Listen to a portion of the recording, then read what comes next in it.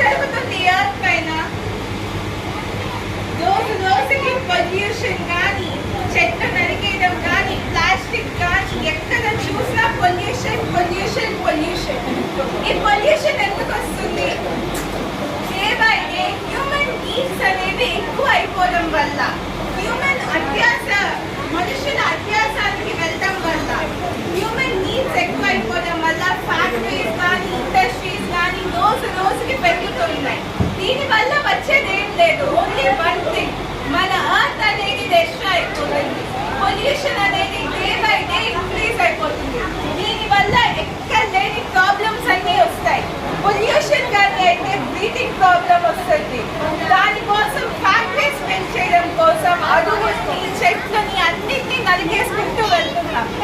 చెట్లు అనేవి చాలా మంది మానవ జాతికి, వందల కొద్ది జీవరాశులకి, చాలా స్పీషీస్ కి